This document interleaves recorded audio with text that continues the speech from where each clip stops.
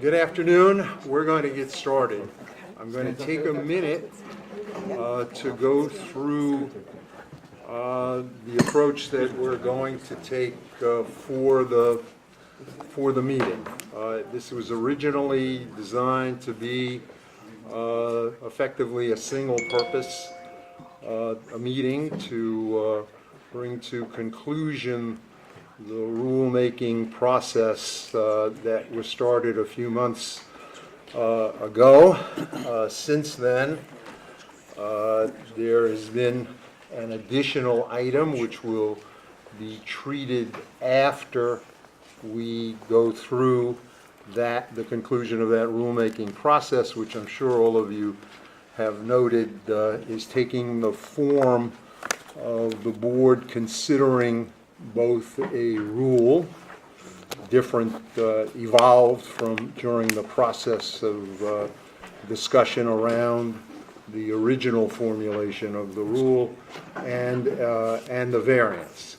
At the conclusion of that, there will be consideration of another variance request and some discussion about attendant issues to that variance. Because this is a decision-making meeting potentially, we want to allow for some public comment around the evolved items. But time, the scheduling is very constricted. So we have a more brief period of initial public comment, and I'm going to ask the speakers to keep their remarks brief in order to assure that each of the individuals who have signed on to speak get an opportunity. So target your comments, please, to around a minute. You can submit additional comments in writing, and that will enable everyone who's signed up to have an opportunity to speak. David Koropkin, and he'll be followed by Barry Campbell and Sarah Kerr.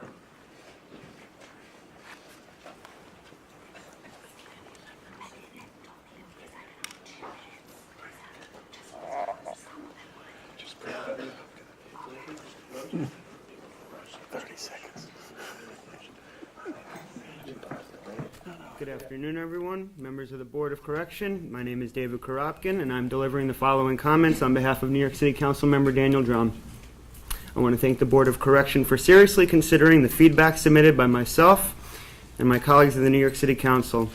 Many of our comments were echoed by advocates and families of incarcerated individuals. The final rules being voted on today represent a significant improvement over those originally proposed. I commend the Board for its leadership in improving jail conditions and addressing many of our comments. Having said that, I believe that the rules governing our facilities must be evidence-based, and I remain deeply troubled by the expanded and prolonged use of punitive segregation. Regarding punitive segregation, the Department of Correction should not use extreme isolated confinement in excess of 15 days. Anything beyond violates UN's torture standards. There is no evidence-based support for the notion that solitary confinement is effective in reducing violence, and ultimately the department must implement alternative rehabilitation programs guided by prison reform experts and end its reliance on punitive segregation. Regarding visitation, I'm glad that the board has reconsidered the visitation restrictions originally proposed, which would have made an already cumbersome visitation process more difficult. The board's final rules more closely align with its acknowledgement of the importance of maintaining connections with family and social networks. I applaud the board's focus on specific threats posed by a prospective visitor rather than the identity and associations that they may have. However, the visitation standards do not include sufficient details regarding how the department will determine whether visitors must undergo a risk assessment and whether a visit will be restricted or not. And I want to acknowledge and thank the board for including gender identity, self-image, and expression within the definition of gender as applied to the department's non-discrimination policy for visitation. And while I'm encouraged that the board will expand the definition of family, the department should not restrict friends and other meaningful contacts on the basis that they are not considered adequately related. Finally, regarding reporting, the board is including important reporting requirements. These are crucial to assessing how the department is using punitive segregation and determining how to improve the treatment of those incarcerated in our jails. These reports should be made public to provide transparency and ensure the confidence of all stakeholders. Thank you. Thank you. Barry Campbell. Good afternoon. My name is Barry Campbell, and I'm here speaking on behalf of the Fortune Society. I first want to thank the board for taking the public testimony under consideration that we all said that these are human beings being affected by these rules and regulations. So I want to thank the board for that, for considering that these are human beings. The other thing that I want to say is that a lot of times when these rules and regulations are implemented, they're implemented in such a way that people forget that they're human beings. So I want to keep bringing that point back to the Board of Corrections, that these are people that we're dealing with and we're talking about. The other thing that I want to say is I want to commend the board for not agreeing with everything that Pont wanted to do and then adding adjustments to his visitation rules and regulations. I commend you for that also. But I also want the board to understand that they have an obligation, and the obligation is that you continue to consider the fact that these are human beings with every rule, regulation, and every variance that you approve. You have to take under consideration that these are affecting people. These are not animals that were picked up on the street and put in there for shelter. These are human beings. They live, breathe, and they feel. And all of these rules and regulations that we talk about, you know, for the city to be, New York City to be as progressive as we claim to be, but, you know, the things that we're talking about in our correction system, we have to sue or we have to advocate for them to happen, which lets me know that the people that are making these rules and regulations, and in some cases the ones that are approving them, are not taking under consideration that we are human beings. I'm formerly incarcerated myself, and I've changed my life around. I think we should be giving everyone the opportunity to change their life around, not to make their situation worse by the conditions they face while they're incarcerated. Thank you. Thank you. Sarah Kerr. Good afternoon. My name is Sarah Kerr. I'm an attorney with the Prisoners' Rights Project of the Legal Aid Society. The final rule package is significantly different than we discussed here on October 16th, and many of the changes that were made suggest that close attention was paid to the public comment received at that hearing, and we appreciate many of the deletions, the amendments, and the modifications that have been made. However, we believe that the board should provide for additional time for the public to comment on the final rule package, and as I try to talk about the substance, you'll see why. I think there's problems with the language, there's contradictions, there's places where things should be added. So I ask you to delay this vote.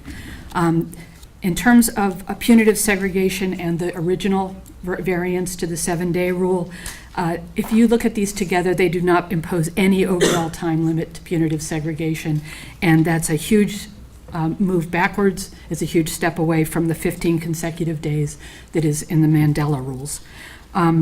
If you look at section 117D3I and 117D2, those are contradictory. You cannot be required to release a person for 7 days pursuant to one rule at the same time that you are not required to release the inmate after 60 days have elapsed.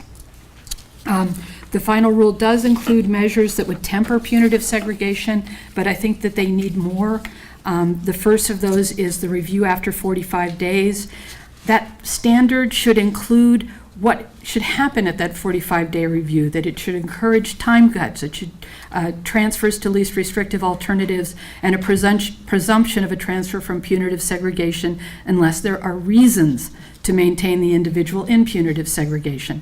I also don't think it applies to all when there's a 60 days in 6 months. It seems to only apply to when there's 60 days for assault on staff. There should be a 45-day review whenever a 45-day review is appropriate, whenever somebody has been in punitive segregation for a longer period of time. Second, about mental health rounds, I think it's great that's in the standards, but rounding is not sufficient. It frequently is little more than a visual check without much more.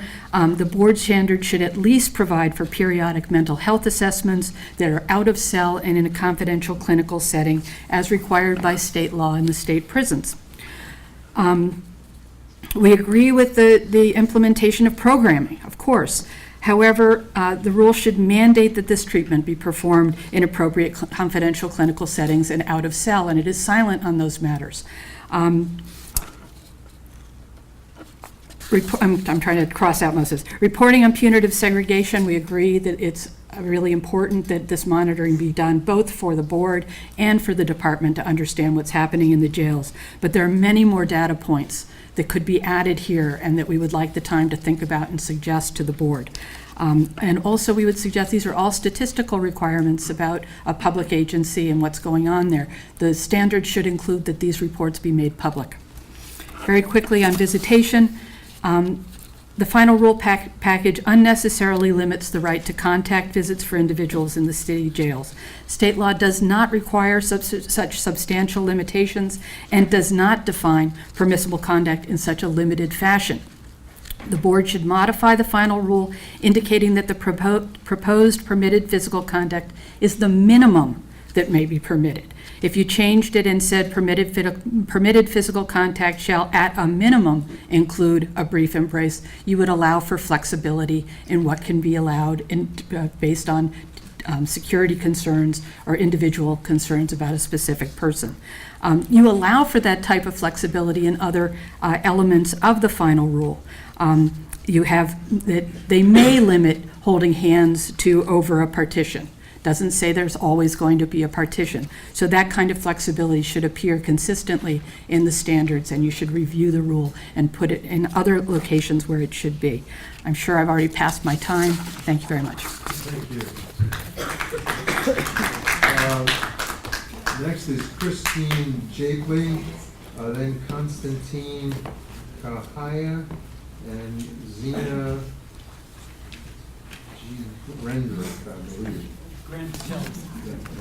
Sorry. Hello, my name is Christine Japley. I've been here before, and I'm basically going to repeat the same thing I have said before.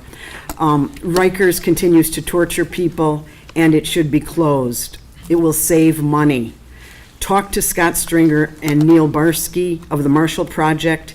They will tell you how the numbers work so that closing Rikers will save money. We can easily house the incarcerated folks at Rikers on places that exist elsewhere in the New York City area. Please tell Mayor de Blasio to talk to Scott Stringer and also Neil Barsky about this way to save money. Number two, and the primary point, Rikers is immoral and it is grotesquely racist. We have to stop reinforcing white privilege, which is a euphemism for white supremacy. White privilege is a euphemism for racism. If only white people were at Rikers, it wouldn't exist as it does now. Let's quit kidding ourselves that we are good progressive people. We are grotesque racists if we continue allowing Rikers to exist as it does now. Thank you.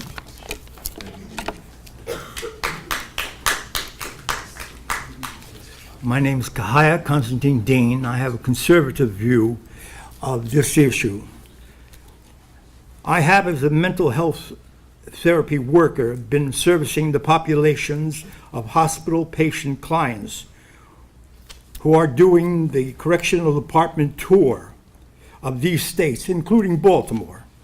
Because of outside issues in the mega culture, I now find more mental and physical health concerns than were previous in the state correctional system, New York State correctional system. I have come from the inner city community that has its quota of the former lockdowns, and thus the wider exposure to the phrase never free, only freer, that permeates every portion of the society, including the young, who have never been, or hopefully never will be incarcerated. Any future restrictions of home relief would cause only a future backwash, exacerbating and to within the wider outside culture. Thank you, sir. Thank you. Good morning. Thank you for, thank you for some of the rule changes that you've done to visits, taking the package issue off the table. But I'm going to address my comments today to the fact of our punitive segregation. I believe that we are not where we should be with that. Anything beyond 15 days, people that go in for rule infractions, and some of them are really small, come out with mental health problems that they didn't have when they were going in.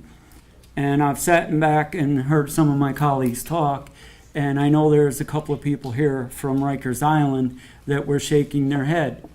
And my only comment to that would be, you don't sit in admin seg day in and day out, and you're not there when the COs sit there and abuse the inmates and what they go through.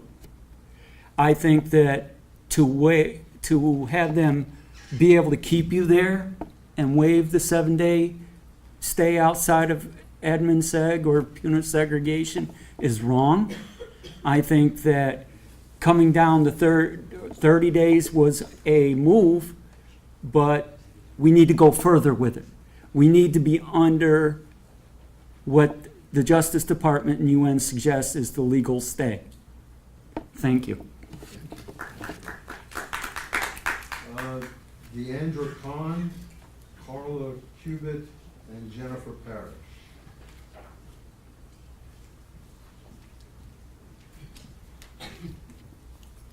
Hi, my name is Deandra Khan, and I'm an organizer at the New York Civil Liberties Union. Thanks to the board for taking into consideration many of the concerns of individuals who testified about this rule proposal, and we really appreciate your efforts. I'd like to share our remaining concerns about the revised rule and urge you to consider them before you vote. We're concerned that the 60-day solitary sentences for individuals who commit serious assaults on staff are likely to produce more long-term harm than good for both the individual and the jail. There's no evidence to support the idea that longer solitary sentences will deter assaults on staff. And in fact, studies have shown that long bouts of isolation are linked to negative consequences like trauma, higher recidivism rates, and decreased public safety. I also urge the board to consider this proposal within the larger context of reducing overall reliance on solitary confinement as a jail management tool, and thus to eliminate its inclusion in something as institutionalized as the minimum standards. Further, I urge the board and department to identify and pilot alternatives to solitary as they arise. This would eliminate the need for variances like the 7-day waiver variance on the table today that may be subject to abuse. I also ask that the valuable information that will be reported to the board regarding solitary confinement changes and progress be made public in the interest of transparency and accountability.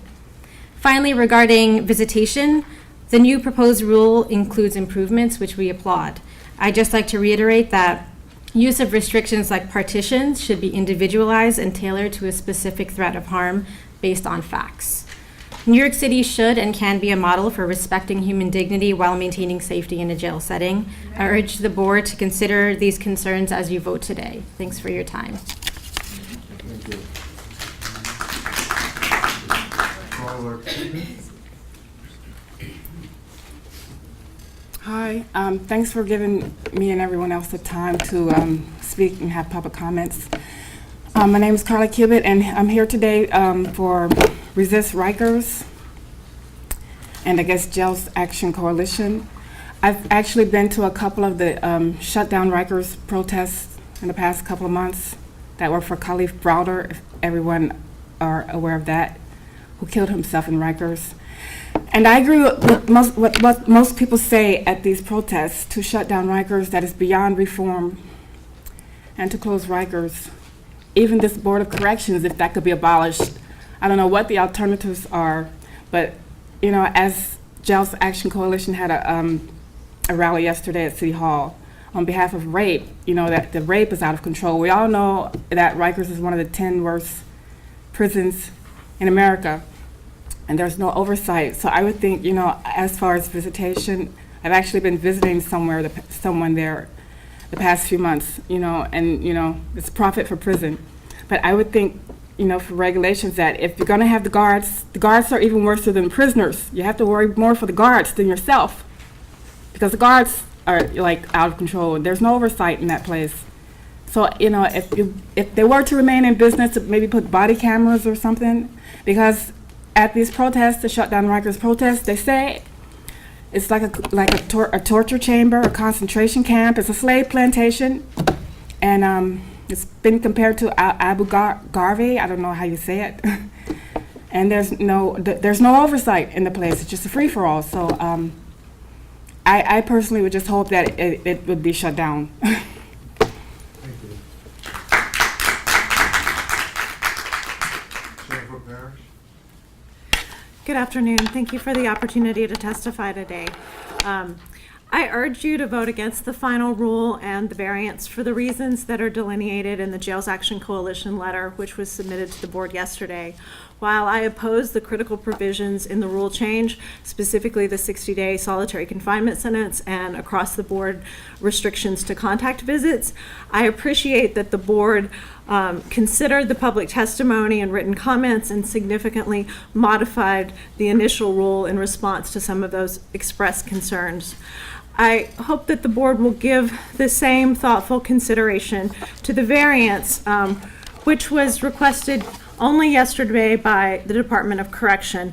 The department's submission of this variance the day before the meeting suggests a lack of respect for the board standards and oversight function, especially given that at the November meeting, it was announced that there would be a special meeting in December, so they had plenty of time to prepare such a request in advance so that board members could review it, ask questions, the public could be informed, and the board members could tour the facilities as necessary to decide how to respond.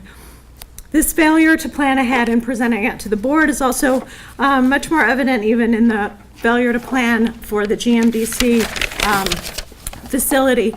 In the variance request, they mentioned focus groups that were conducted, and quite frankly, I found it surprising that some of the things that they had to learn from staff was that the need to secure the locks and replace inoperable cell doors. You would think in choosing a facility for this purpose, you would have already addressed that ahead of time. In addition, things like bolting down tables and chairs, this came up when they opened the facility, the adolescent facility, and it was noted that that needed to be done. So I don't know why that wasn't planned for in advance. I find it quite surprising that they would ask you to endorse this variance at 1 day's notice. So certainly the board needs to exercise greater oversight on the implementation of the young adult plan. I hope you will refuse to consider this variance today and put it over to your next meeting. But if you do, I think that you should put significant limits on the variance. It should be for a very short time, require a time frame immediately, and not wait till February to even get such a time frame.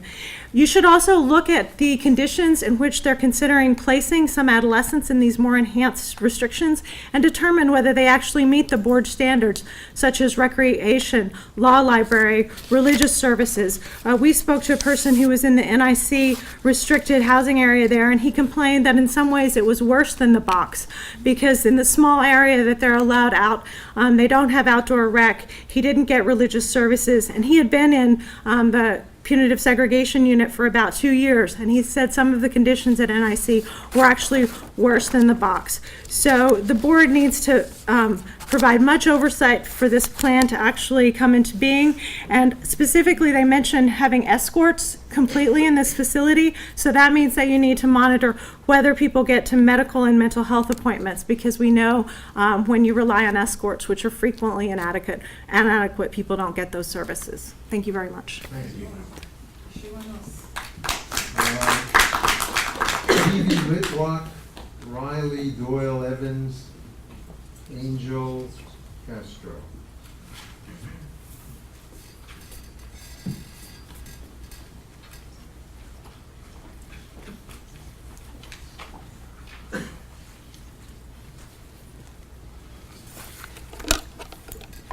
Hi, my name is Evie Litwak. I am formerly incarcerated and a member of JAC.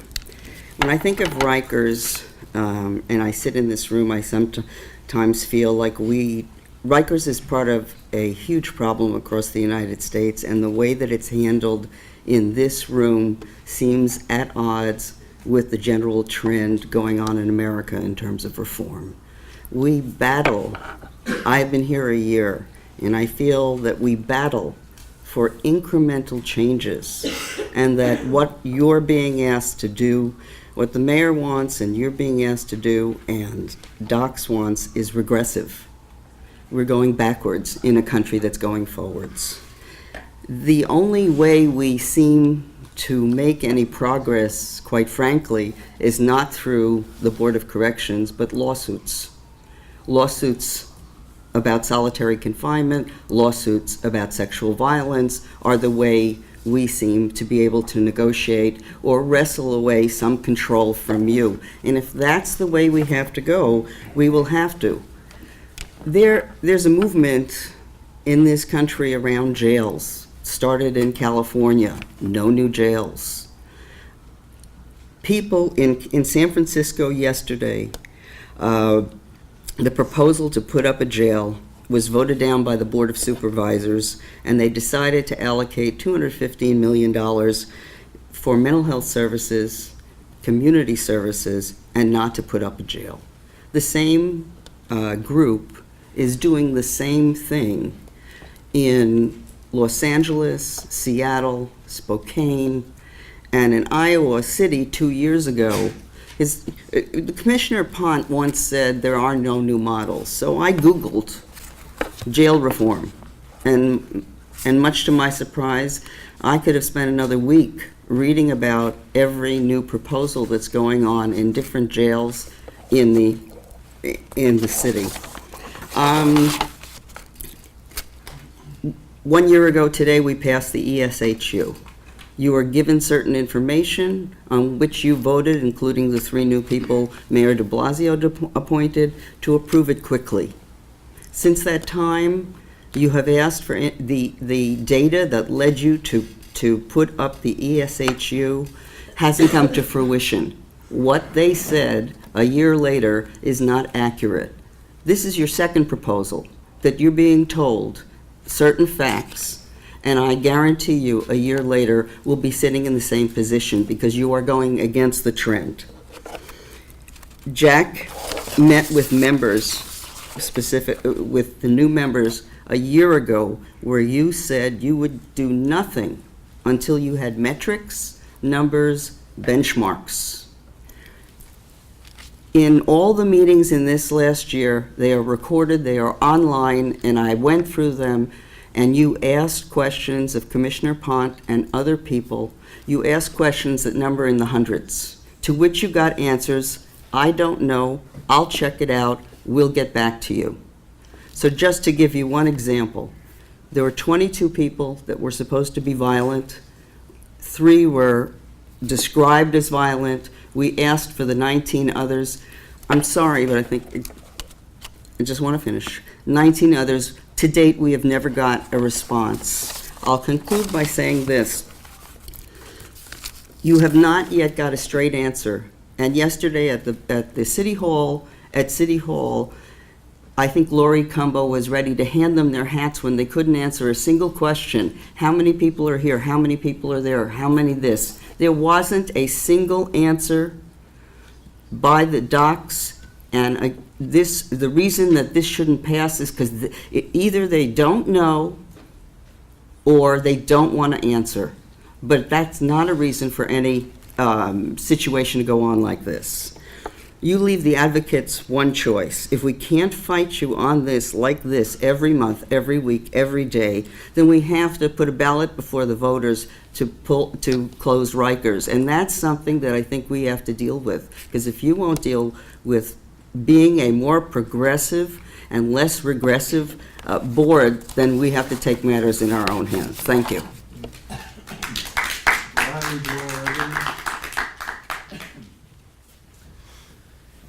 Good afternoon. Riley Doyle Evans. I'm the Jail Services Coordinator at Brooklyn Defender Services, and I'm here on behalf of BDS and as well as the Jails Action Coalition. My comments will be related to the requested variance regarding commingling of 18 to 21-year-olds. I refer to our written comments submitted to you regarding the final rulemaking package. The board should not adopt any variance submitted on the eve of the meeting, particularly one that lasts 6 months. The problems cited by the department are not new and should have been raised earlier so that any necessary variance could be crafted thoughtfully. There is no need for the board to grant a variance for 6 months at this time. If the board believes a variance is indicated, it should be shorter in duration, perhaps only to bridge until the next board meeting. Furthermore, we trust that any variance related to commingling will not delay the exclusion of 18 to 21-year-olds from punitive segregation. We are disturbed by the transfers of young people to NYC and West Facility, and it's important that the board understand the restrictive nature of these units. Our clients in both of these housing areas have described out-of-cell time as essentially released to a slightly larger cell with 1 or 2 other people. They describe recreation taking place in cages identical to those in punitive segregation, no access to programming, cuffed, escorted movement, and difficulty accessing basic needs like the telephone, cleaning supplies, and sick call. These units more closely resemble solitary confinement than a general population setting, despite the department's position that technically these places comport with the minimum standards. Any placements in these units should necessitate due process, and such requirements should be included as conditions to any variance adopted by the board regarding young adults. Regardless of whether the board adopts the requested variance, the board should immediately require detailed, prompt reporting from the department regarding placements in restrictive units as well as lockdowns. We and others have been raising the issues of lockdowns with the board for months. Each lockdown represents a distinct violation of the minimum standards, but have become a matter of course, particularly among the young adult population. There is nothing narrowly tailored about how these lockdowns are imposed, and we are hard-pressed to understand what safety interests they could possibly serve. For example, we have received reports in recent weeks that protective custody dorms at GMDC have been subjected to persistent and ongoing lockdowns imposed jail-wide. The young people housed in these units are very often people who have already been victimized in the jail. Moreover, locking down a dorm only achieves one goal: group punishment. The people in these units are already out in the same room by nature of the dorm structure. Locking them down simply means that they are ordered to stay in their bed area, the day room is locked, and they are denied showers and access to the telephone. If these young people safely inhabit a dorm together, what can possibly justify locking them out of the day room and denying them essential services? Group punishment is wrong. It cultivates resentment and foments violent behavior. It's time for these lockdowns to end. We urge you to deny the requested variance. If the board does adopt any extension of commingling in the time frame of commingling, it should include the conditions mentioned here and be short-term so that a more thoughtful approach can be developed and adopted at a future board meeting as necessary. Thank you.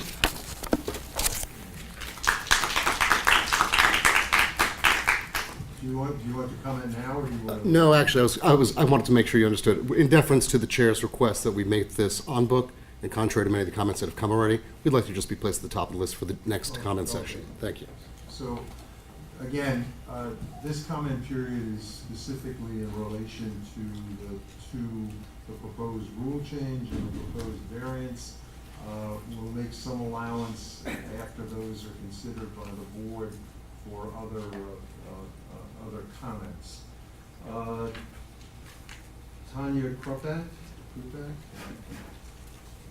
followed by Jack Mead and Candy Haley Resnick. Thank you for allowing public comment before your vote today. It's truly heartening to see that the revised rule package restores respect for visiting and visitors and recognizes the tremendous value of visits not only for those incarcerated and their loved ones and children in the community, but for the department, its goals of safety, security, and rehabilitation.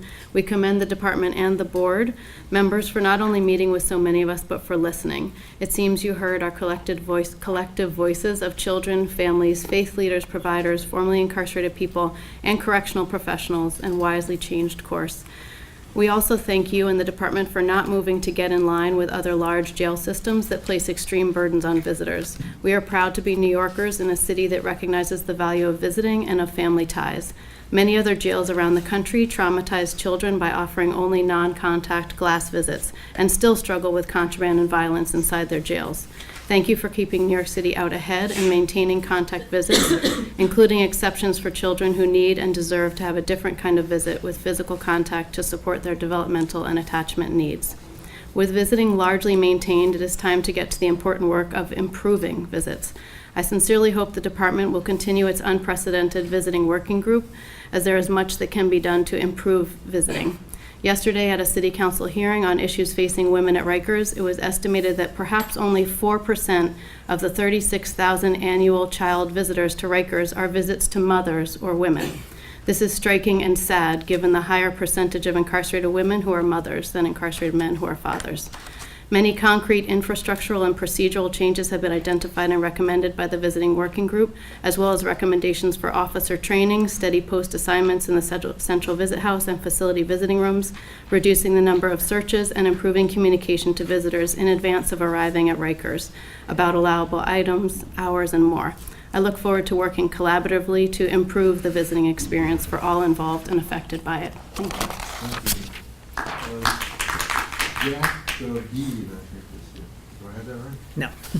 Hi, my name is Jack Beck. I work at the Correctional Association New York, and I'm also a member of the New York City Bar Corrections Committee.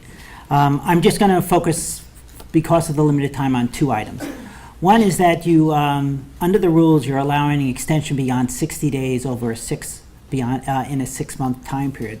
There's a fundamental flaw in that you only have a single review of that decision. There's no periodic reviews following that initial decision, criteria for how you would extend it and for how long you'll extend it. That is a fundamental flaw. Almost every program that we have looked at, we interview the state systems, and elsewhere there's some periodic review to assess that determination. And so I would advise that you reconsider that component, requiring that at least every 30 days there be another assessment, and that it be based on conduct during that time period, not some previous events. The second one I wanted to comment is on the very end, where you have the mental health reviews. This is 1-17D5, and you're saying there should be mental health reviews, but you're also requiring an additional component, which is very important, which I strongly support, is having an effective intervention. The problem is you don't define that intervention at all.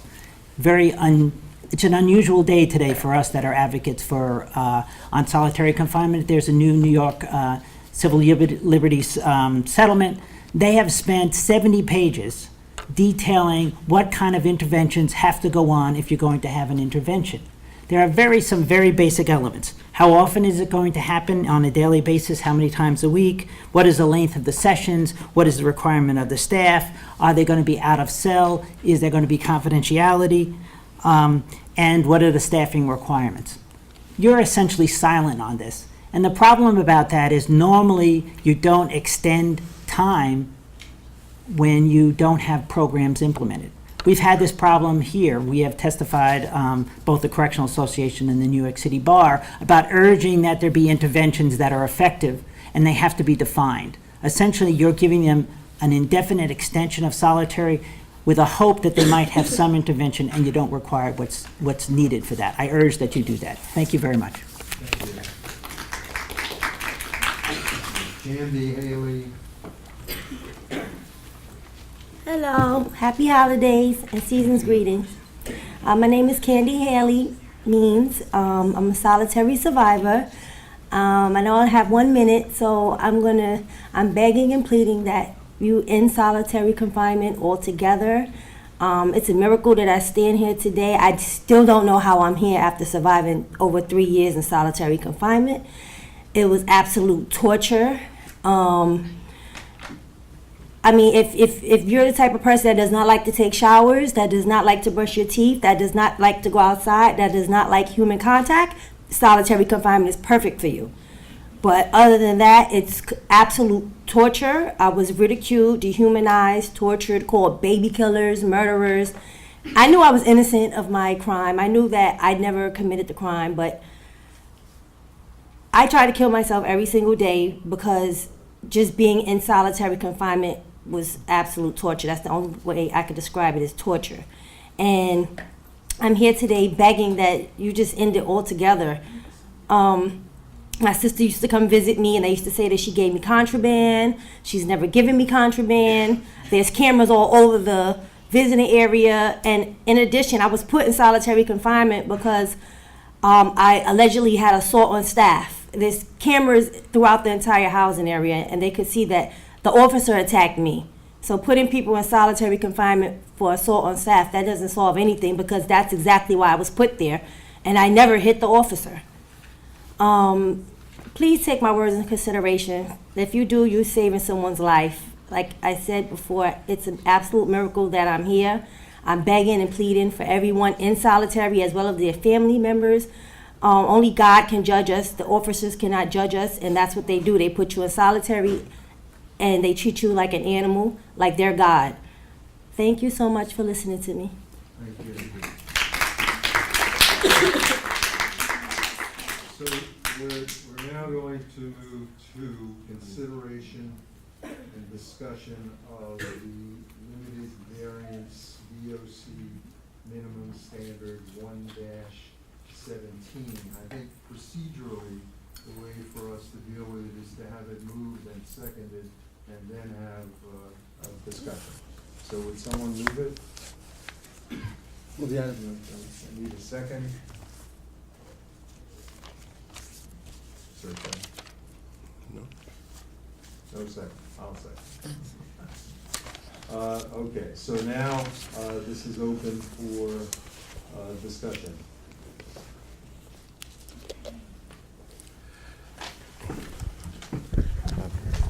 There is no need for this variance, although it is my understanding that it is possible that the department on a number of occasions in the past few weeks may have asked for a 7-day variance. It has never used a 7-day variance in the past 8 months because it doesn't need it. It has released people from solitary confinement, placed them in other housing, and has never, ever, since May of this year or April, and in the commissioner's own letter to us, he says he's never used it, a 7-day variance. As we have heard in the testimony this morning, the inclusion of the 7-day variance in our rule will allow permanent solitary confinement of people on Rikers Island. The contradiction that was mentioned earlier, I think by Sarah, or whoever did it, on items number 7, paragraphs 1 and 3. Paragraph 1 says you can't have more than 30 days.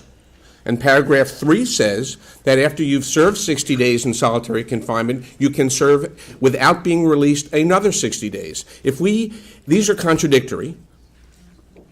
One says you can stay, you can go for 60 days and then in another 60 days. The other says after 30 days you have to be released for 7 days. In any case, if we allow for a 7-day variance, then we are allowing for unlimited amount of time in solitary confinement, and that's not abstract. We've seen Candy here today. We've seen deaths that have occurred afterwards. The department has full capacity to keep people for a 7-day period in a situation where they're not going to be any more danger to themselves or others, and can be watched carefully with adequate staff. I have not heard any explanation from the department as to why they need this, and more importantly, even though we have given them this variance for 6 months, they don't have to use it because they don't need it. And I strongly urge the board to disapprove this variance because allowing it facilitates, and without it, you cannot have unlimited solitary confinement. Now, that happens all over this country. That's happened in Rikers Island. It's not going to happen, I believe, now in the state, but it used to be routine. We have to have a rule that says we're not going to keep people in solitary confinement for more than 30 days. 15 would be better, but we should stick where we are and not allow for the horror of indefinite solitary confinement, which is the only reason for this rule. Thank you. Yes, I apologize. I'm a little sick and I have a little laryngitis here, so if you'll just bear with me. On the last date, when I did agree to the variance, I had proposed a number of conditions to that variance.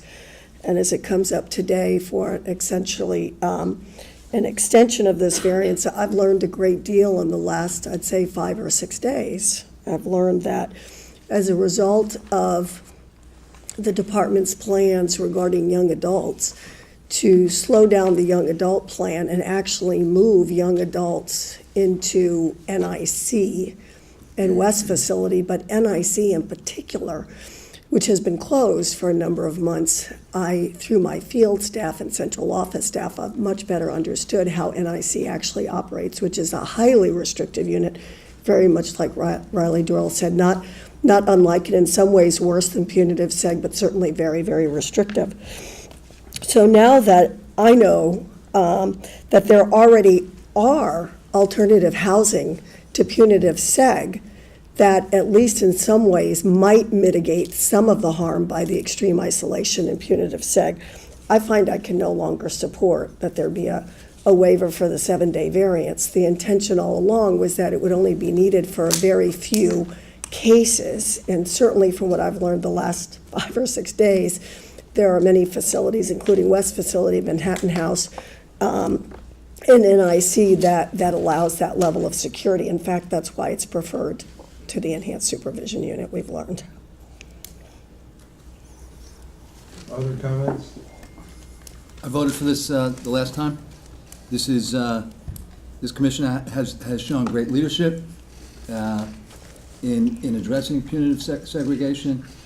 I believe the commissioner of the Department of Correction, any commissioner, has to have the ability to make exceptions in extraordinary circumstances. I plan on voting for it again. So, other comments? I just want to note that this is in fact an extension and of a limited time frame, carrying with it conditions, and it's something that the board, if it passes, will be monitoring as to use and evaluating it. So I'm going to... One more comment. Well, the condition, on the conditions issue, I mean, I hope we vote against it, but if we vote for it, I would like to add on the conditions that for anybody who is going to serve more than 30 days in solitary confinement, that they get at least 4 hours a day out of solitary confinement. We have to do something which mitigates the harm of prolonged solitary confinement. And one way that we can do this is for people who we know from the beginning, or know from any point in their sentence, are going to serve prolonged time in solitary confinement, more than 30 days, 60 or more, as the rules currently allow, that they have 4 hours a day out of their cell. This is consistent with the department's definition of solitary confinement, which is at least 20 hours within cell, and would mitigate the harm of this practice. So I'm going to treat this as a proposed amendment. Okay. And before asking for a second or for comment on it, I'm going to ask the department if they wish to comment on that proposed amendment.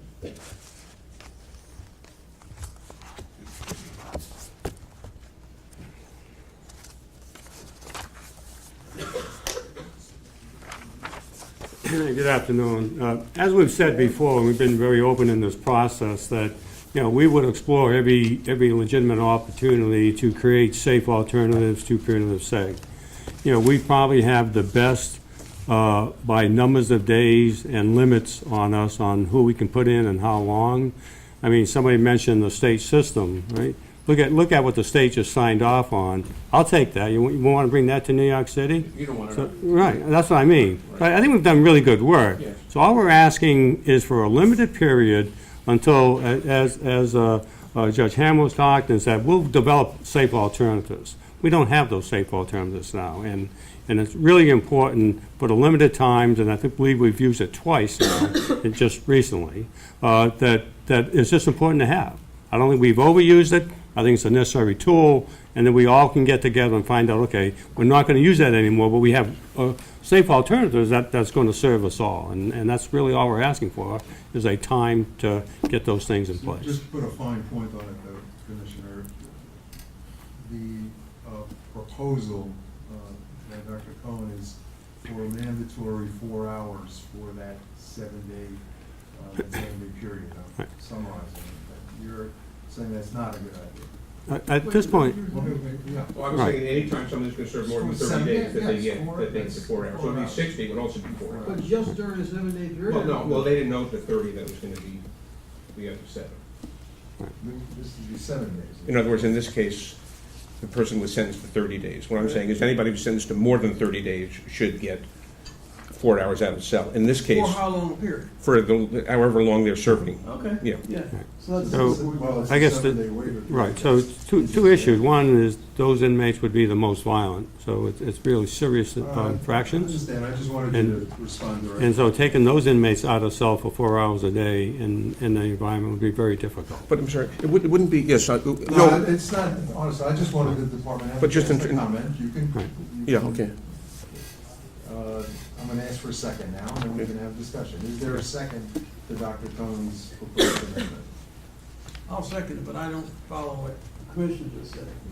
No, So you would oppose Dr. Cohen? that's a requirement. Yeah, so what, again, I think as we look at how do we manage punitive seg down the road, it would be very difficult to take inmates out of the cell for 4 hours a day in this environment. So it would be a task that would be, and again, you're talking about very violent offenders. So where do you put them? How do you transport them? Where do you keep them so they're safe out of cell? We don't have those cell blocks designed like that at this point. So, the way you treat, do you want to make an additional comment, please? I just got a question. No. This is for Commissioner. Would you have a sense of what the time frame would be that it would take you the department in order to develop these alternatives? I remember we've sort of discussed this already for several months. And so I would just be curious to know what you foresee as a time frame for developing these alternatives.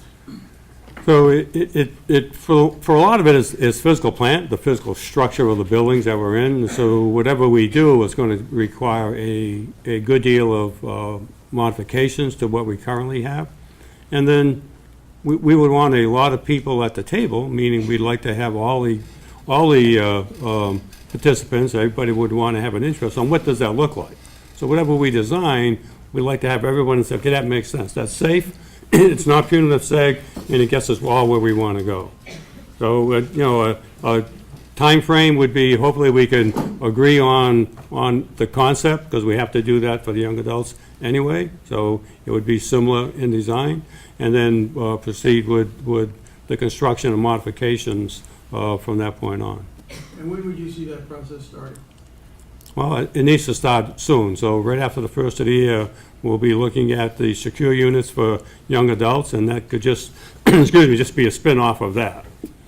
So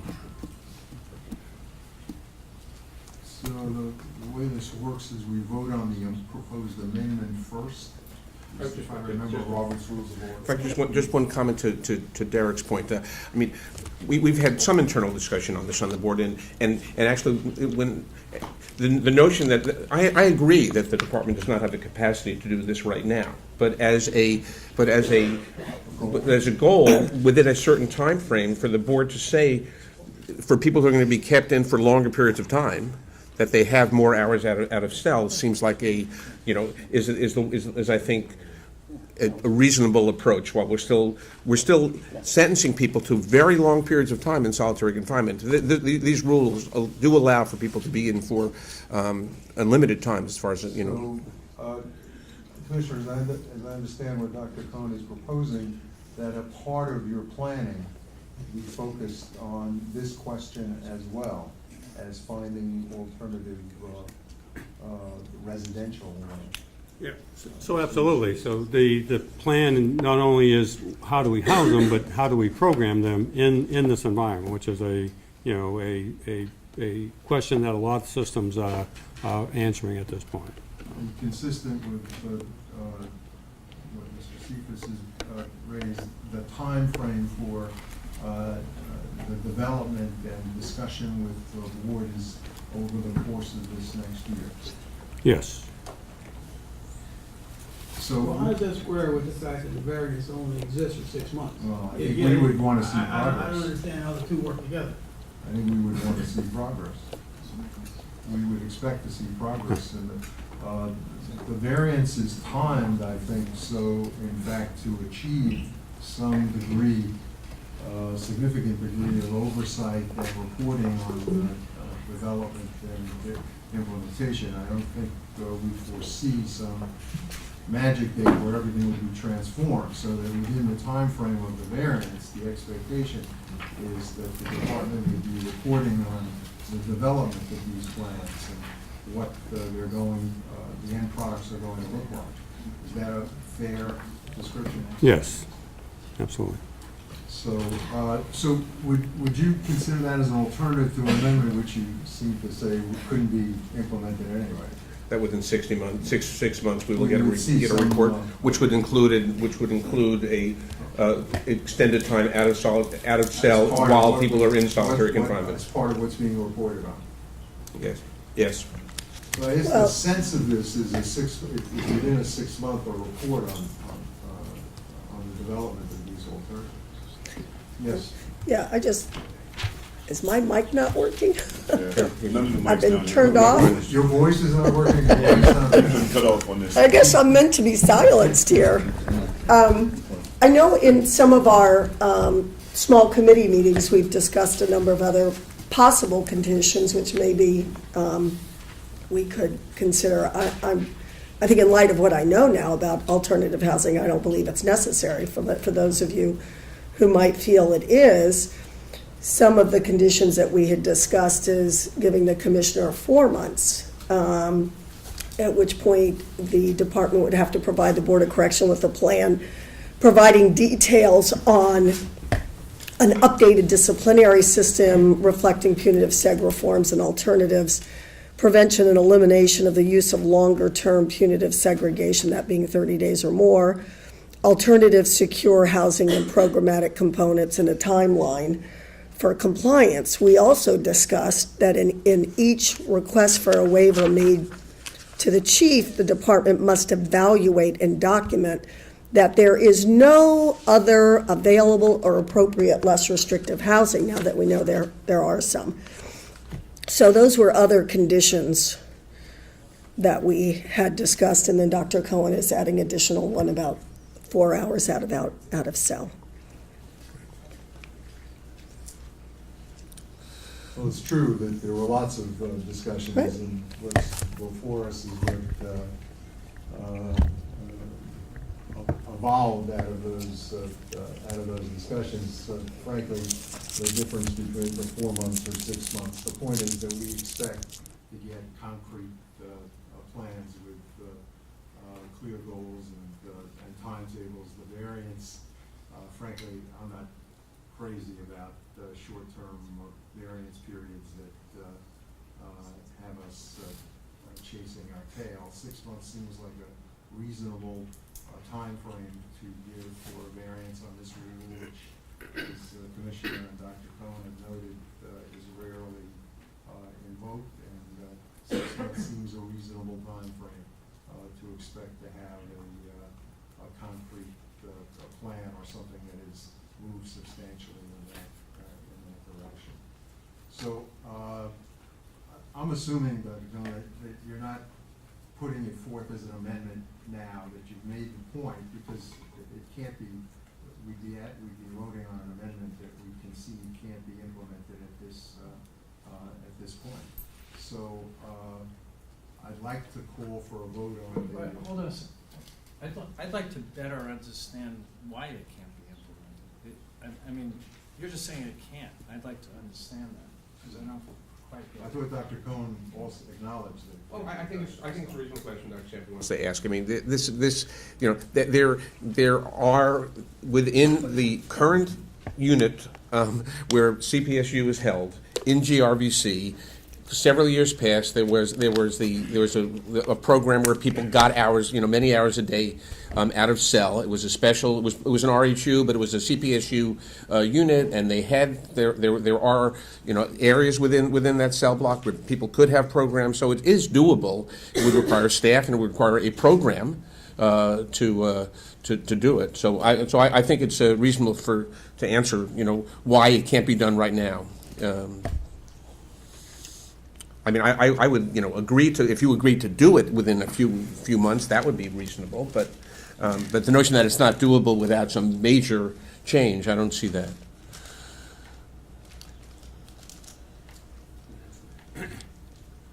So the physical plan and the operational procedures in CPSU requires the inmate, when he's out of cell, to be in restraints. So when we bring him to exercise yards or programs areas, they're moved in restraints. To have unrestrained inmates in areas with restrained inmates is a basic protocol problem, because the violence could be happen on inmates who are in restraints from the inmates that aren't. In the operation of CPSU, all inmates that have to go to either visitation or recreation are moved through these areas in restraints. To have inmates unrestrained in the housing unit without some system or a good physical plan, meaning a good secure room, and the other question would be, well, what do you do with them? You just put them in a room and leave them there? We don't have a program. I think it's unfair to even throw that on the table when it on its face doesn't make sense, and the physical plan doesn't support it. So it would be, okay, how do we manage that in a way that's appropriate? Maybe it should be 5 hours out of cell, maybe it should be 6, but the question is, how do you do that? Do you do it one at a time, which is extremely cost prohibited? And then what do you do? Do you have like one counselor per one inmate for that 4-hour period? Do you just put them in a room, which I don't think, again, is very helpful to anybody? But I just think it takes a lot of thought on, in this very controlled environment, how do you move the inmates? Where do you move them to? Is it a secure place? And then what do you do with them? What kind of program are you offering? Is it one-on-one? Are you planning on 2, 3, whatever that is? It takes some thought and some careful planning. Which That's you're fine. prepared to do. Absolutely. Absolutely. And it should be done. Absolutely. I'd just like to make one other comment. As regrettably, I'll be discussing in a few minutes, I've been very closely involved collaboratively working on the young adult plan, and we did get a draft plan back in August 1st, that included designing a secure unit that would be available as an alternative to punitive second enhanced supervision. And 5 months later, we're at the point that has not been developed. And instead, there's discussion about transferring young adults into highly secure, highly restrictive housing. So, should my colleagues decide to vote in favor of this, I would urge you to form a committee that meets with the department to actively work with them to see what their plans are, so we don't find ourselves in the same place 6 months later, because that regrettably is the position I find myself in with the young adult plans. I appreciate the comment. I think we would be better to use one of our existing committees to take that function on as with any additional members consistent with the various forum limitations. But I agree that we should take an active hand in interacting with the department on this.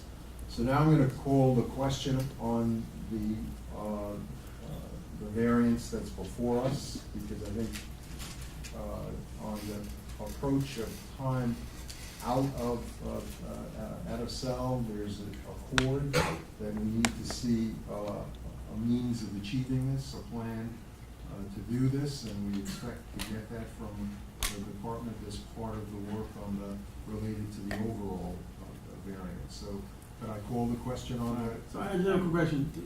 Are we voting now on the variance with the understanding that within 6 months, Dr. Cohen's 4 hours out of cell time will be part of the plan? We need that to be part of what we're voting on.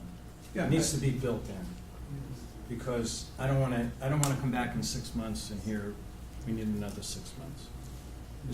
My question is 6 months enough time to add what you just described? Well, not necessarily successfully. I mean, that's the. Actually, we need to clarify. I believe that we were voting on a 6 months variance for the 7-day waiver, and after 6 months, the waiver is no longer in place unless we renew the variance. That's right. And so we are not voting on 6 months, and then in that time you come up with a plan for how you address, providing 4 hours out of the cell. So we're just voting right now on a 6 month variance, and during that period of time, you are going to diligently and thoroughly explore other alternatives, such that in 6 months we may not be in a position where we have to vote on a variance because you have identified and are moving to put in place some alternatives such that a 7-day waiver would not be required, Yes. right? Okay. That's the cloud, if you will, in a chief to get a plan on all of these issues, the alternative housing, the approaches to out-of-cell time, is the fact that this is a time-limited variance. Right, but I thought he said a minute ago. I think it's important also for everyone to appreciate the Department of Correction, members of the Board of Correction, that what is being expressed here is, you know, a very serious concern for the need for this, and an appreciation that these alternatives have to actively be pursued.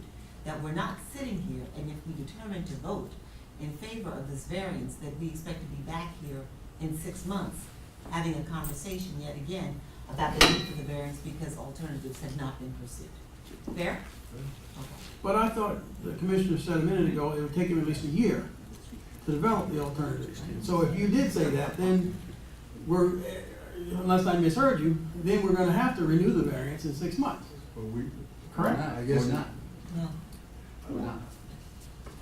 One, the board will do what in wisdom it wants to do, but I think it would be fair for us to expect to see progress along the lines of achieving these goals, that we won't be dealing with a de novo issue at that point in time. We will expect to see the work that the department has done to think through, to develop, to plan, to have concrete plans, even if they take an additional amount of time to achieve. We would not accept, and I don't think the department would intend for the 6 months to go by and not have substantial progress toward these goals. Is that fair, Commissioner? Yeah, I think we can fairly say that we can commit to the time frame of the plan and do all the stuff that you're asking for. The question would be, if we said we had to renovate a building or do, and it cost $1 million, those of you who work for the city or work in the city, the time to do that, so we all agree, this is what we're gonna do, this solves the problem, but the time to do that renovation may take longer than that. So I think we can commit, we'll have a plan that we all agree to in 6 months. Can we physically get the physical plant up to where it needs to be to accomplish that? That's the only caveat that I would say. That's a city, you know, been involved in those things, they take a little bit longer. But that would be the only thing I would say, could we actually do it in that amount of time? Because of physical plan. I mean, this is the third time we've engaged this variance, so it's actually unlikely, even though we're planning to do it, we're going to get very far in this. We've discussed this on many further occasions. I think the better way of approaching this would be to ask you to use your current capacity to take care of people, to manage the population, and to vote against this variance. So, I'm going to call the question on the variance. All those in favor signify by raising your hand.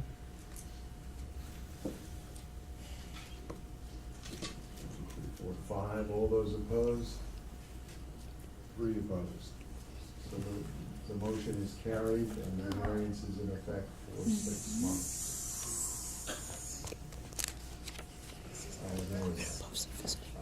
We're now going to move to discussion on the final rule.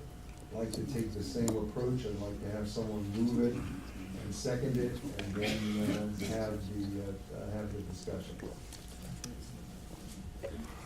So will someone move the rule? I can't believe that second. Move. Again, will someone second? I'll second. Now the floor is open for discussion on the rule.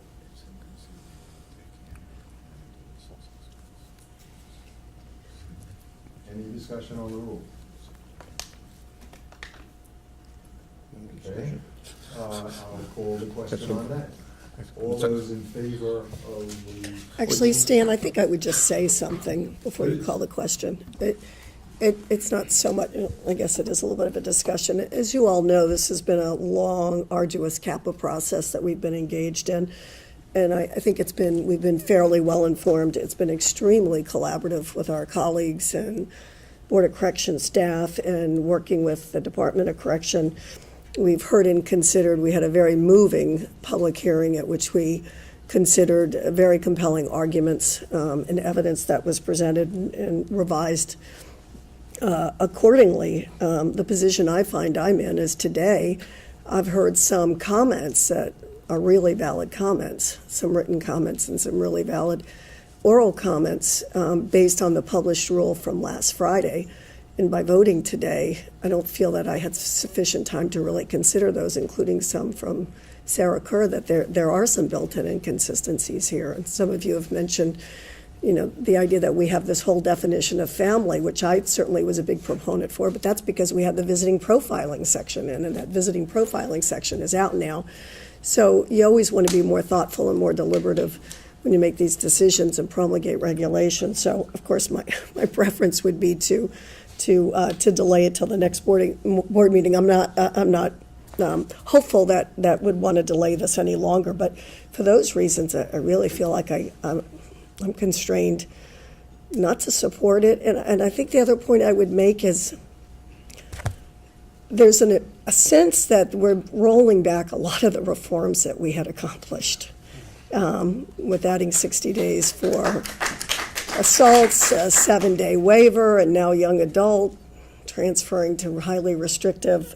So looking at it as a whole, the variance and the rules, it's appearing much more restrictive and a rollback of what we had accomplished. Additional comment?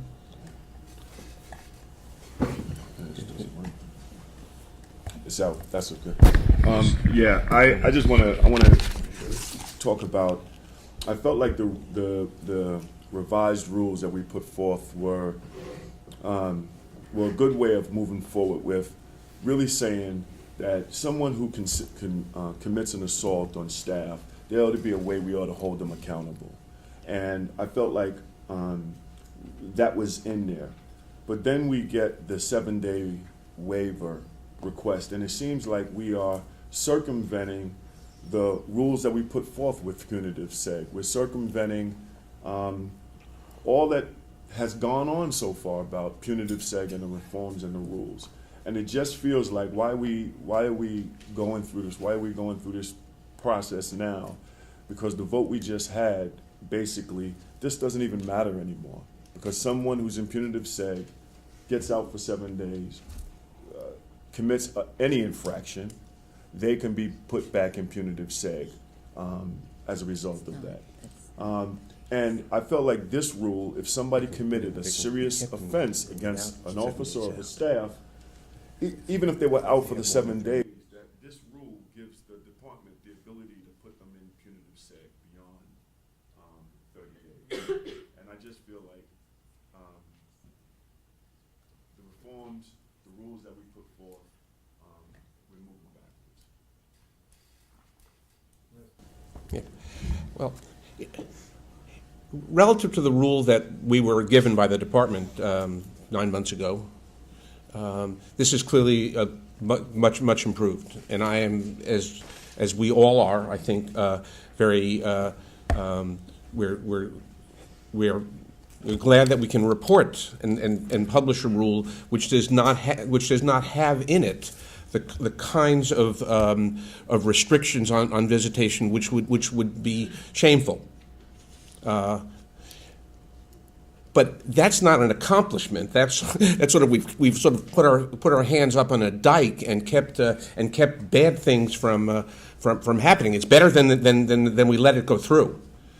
But it's not a spectacular accomplishment, even though many people worked very, very hard for many, many months to get to this point, and that's not to be ignored. And it gives all of us, certainly for me, great respect for my colleagues on this board, everyone who actually said at the initial time, I'm voting for this rule, which the department wrote. But I'm not committing to vote for it. I would have preferred, actually, and I really think that today we've really learned that. I mean, wouldn't it be a decent process if what we were about to discuss for the next several months was the rule we have before us today, rather than having to spend 7 months taking something that we don't want, we have no interest in, and trying to get it back to something that we're not totally ashamed of, which is really what happened. We are moving backwards. And I don't think we should go in that direction. I think there are clear contradictions in this rule. This rule says that you can, that without a 7-day waiver, when you require a 7-day waiver in order to stay in for more than 30 days in a row, and that the department, without requesting a 7-day waiver, can keep people in after they finish 60 days for more time. That doesn't make any sense, and we shouldn't pass a rule that says that. I thought that the notions about the periodic review of prolonged sentences are totally appropriate and something that we fail to consider and should definitely have in a rule before we approve it.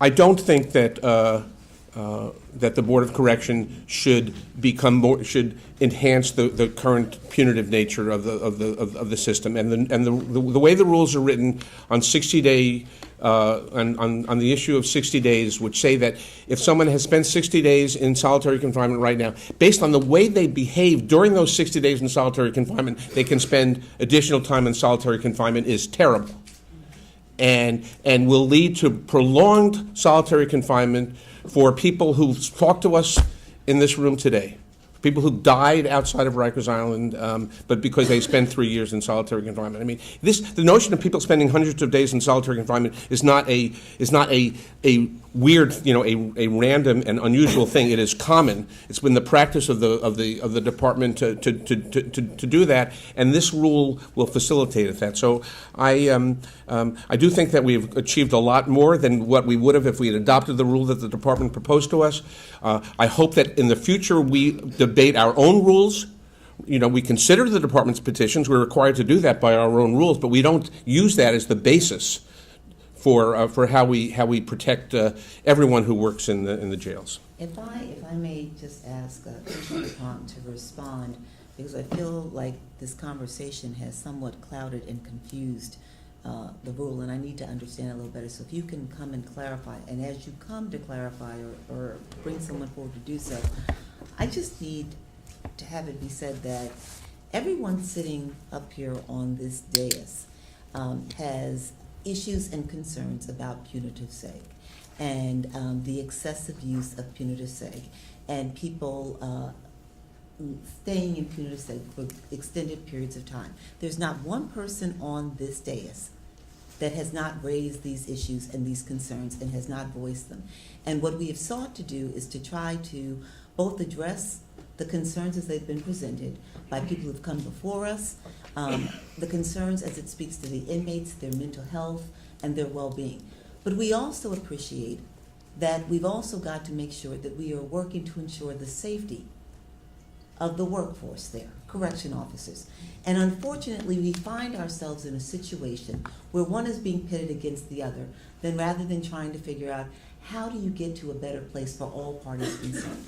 And so when we were looking at the 60-day concerning serious assaults against officers, we arrived at a place, as the rule reflects, where if we are going to go forward, that there be active exploration of alternative forms of housing and disciplinary matters, because we all appreciate that punitive segregation is not the answer. It is not the answer. But we cannot sit here and act as though we're backing away from something that we all feel very strongly about. We're trying to find a place where we are, as I've said time and time again, trying to meet the needs of all parties concerned and not pitting one against the other. So Commissioner, if you would come forward or bring someone forward to help us clarify what is now being, in my opinion, being convoluted, and I keep on hearing different things, and I just now need to be confident about what I'm voting on.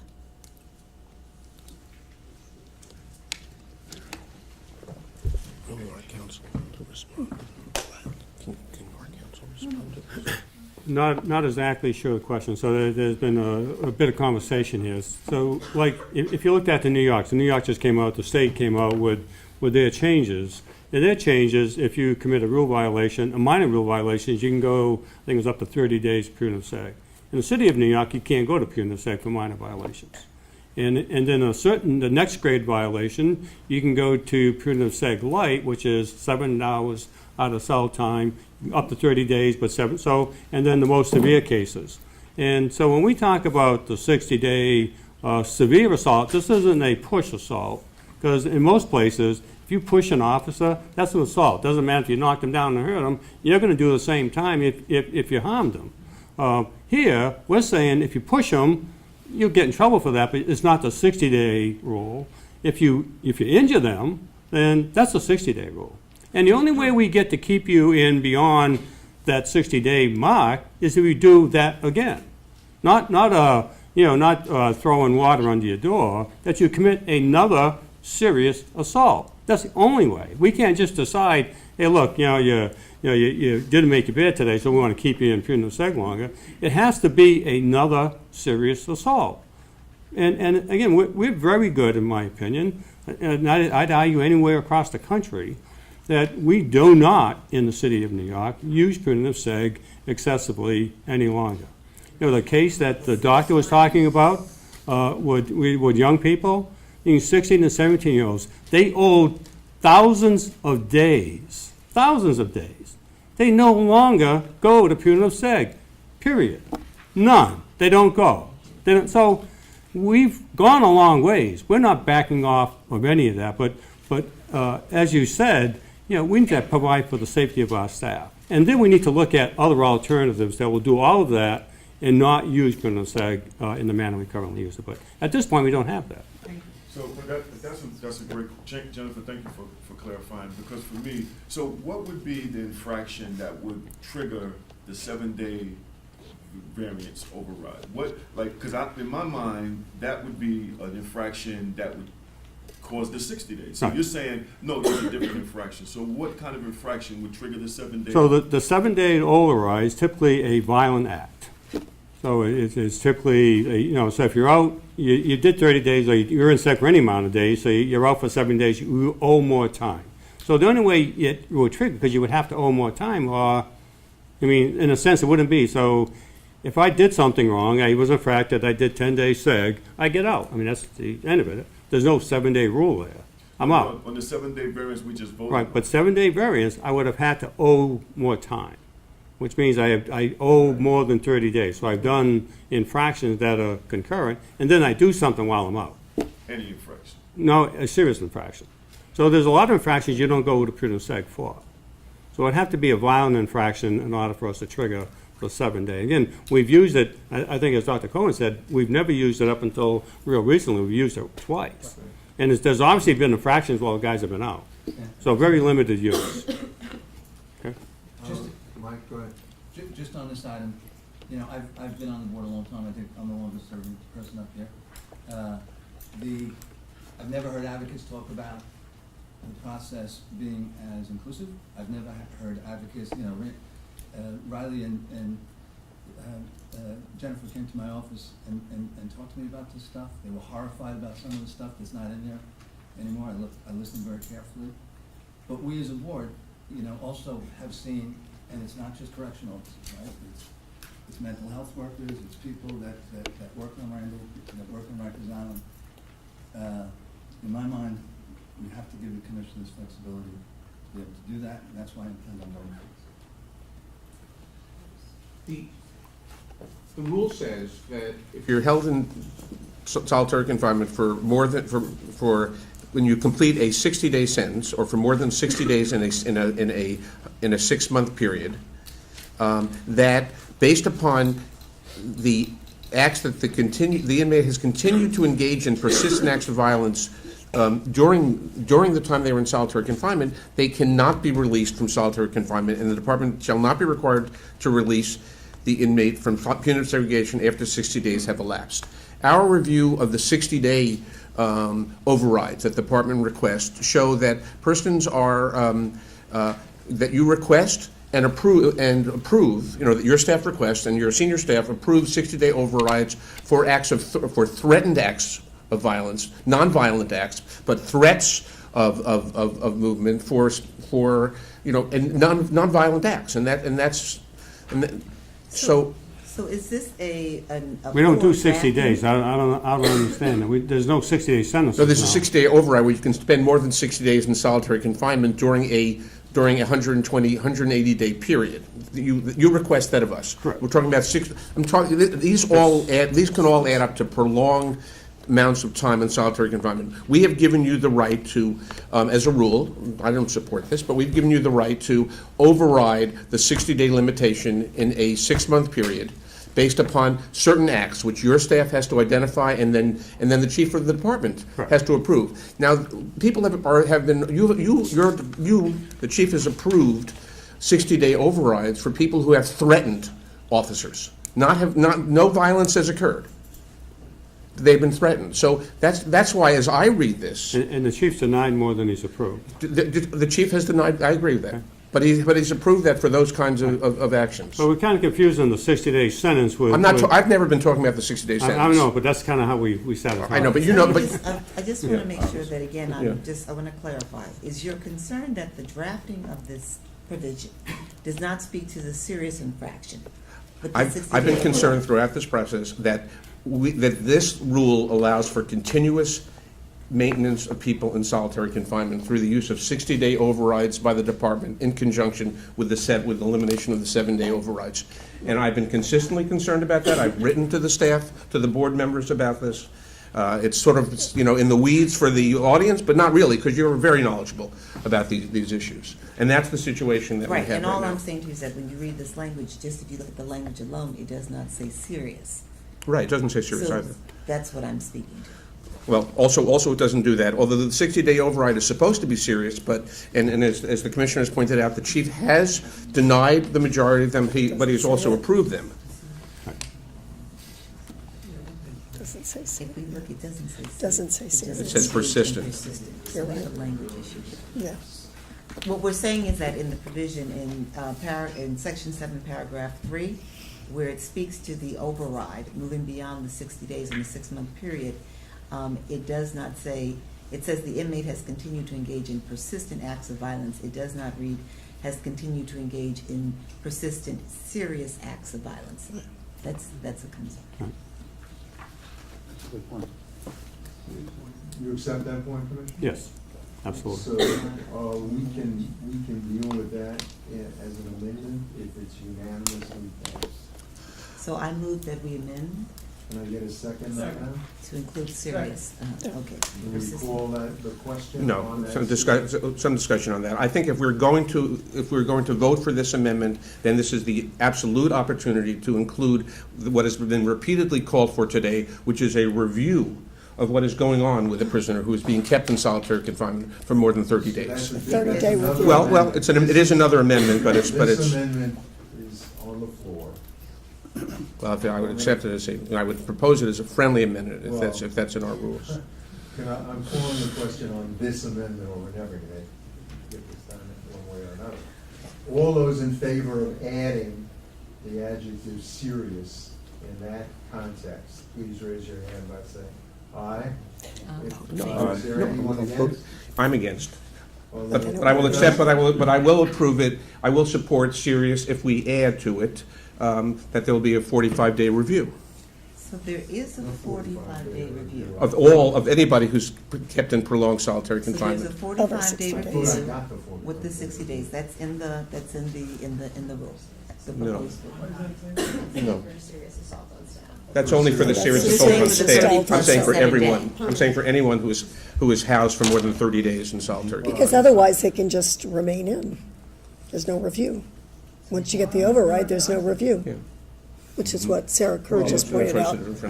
I want to be sure that we're not arguing in the abstract here.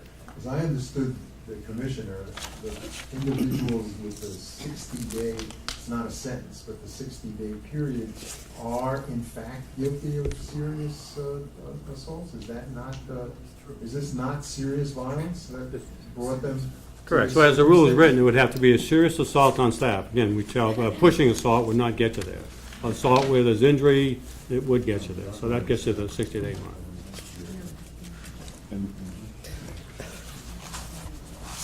Yeah. They're talking apples and oranges. Yes, that's what, That's the that's problem. what was just, what we're voting on, but it can't be voted on. We wanted to add serious as an adjective. But we could only do it unanimously. So, what I'm getting at, I'm not sure that the 45-day review doesn't apply to all the cases that you're. I believe the 45-day review only applies to the case where it's an assault on staff. Yeah. What I'm So- suggesting is Why else would they be? So the distinction is that with the 7-day waiver that's just passed, in the 60-day override, arguably, you could have an inmate kept in punitive seg for months and months and months on the waiver and the override. So what Sarah Kerr was proposing, and what Dr. Cohen is suggesting be another amendment, is that for those that are kept in on the 60-day override, that there be 30-day reviews. Or 40, well, you propose 30, but 30 or 45, just so that there's a review. I mean, I think generally that's good correctional policy. Well, I'm just trying to understand what the universe is that we're talking about. Commissioner, are you following this discussion here as to the 45, because I'm having difficulty, the 45-day review being more broadly applied to longer terms? Again, as we wrote the rule, and all the discussion we've had up till now has been that the 60-day infraction sanction would be built on a serious assault on staff. We agreed to do a review for those inmates. I think to have further discussion on, should we have another review for those, like a repeated 30 days, and that could be a discussion. I just don't think it needs to be in this rule at this time. I mean, it's something we can talk about at another day. Would you be agreeable putting it in the rule? Yes, but given standing here, yes. But if we had, time to look at it and talk about it, maybe not. But it just talks about volume and frequency, and I don't think there's that many cases that rise to that. But I'm not sure. Yeah. I'd like to look at all of that. Well, as you've described it, the individuals that the look for alternatives occurs at almost every critical juncture as a matter of policy and the philosophy that you brought to the department, that the reviews are being built in to the way you operate. I think what's being asked for is in this extended time frame, at the 45-day mark, that it be more formally applied. But it seems consistent with the general approach that you've wished to take and have tried to incorporate into the way that the department functions. So I'm not sure, given the small size of the universe, that it is worth arguing about. Again, that's not the clarity on what we're asking. So if anybody is in consecutive punitive seg over 45 days or at the 45-day mark, would have to be consecutive. Right. Okay, so I think that we've got, folks, I think we've got agreement here on a general 45-day review, okay? And I think we all would agree this is going to apply in a very small number of cases. So with that, I'm going to ask for another vote on an amendment that incorporates that language, and Michelle will do that. So can I call the question on that? Yes. All those in favor? Aye. Great. Now can I call the question on the overall rule with that incorporated in it? Move the item. Second. All those in favor? Opposed? I can't see, sorry. So it's 2 against. Thank you. With that, before moving to another subject, which I'll try and introduce in a moment, there's another variance. Mr. Castro? Mr. Castro graciously conceded his time so we could move the agenda forward, and I agreed that he would get a chance to make his comments prior to the second section of the meeting. But once again, brevity will be appreciated even in this. I'll do my best. I'm Adriel Castro. I'm the Manhattan Borough Trustee for the Correction Officers Benevolent Association. In the past couple of weeks, I have dialogued with Ms. King, Board of Correction Executive Director, and subsequently Chairman Brezhnev, to have a public hearing scheduled for DOC staff to address their grievances to this body that governs minimum standards in the city's jail system. As provided by the city charter, the board monitors conditions in city jails, investigates serious incidents, evaluates the performance of the Department of Correction, reviews inmate and employee grievances, and makes recommendations in critical areas of correctional planning.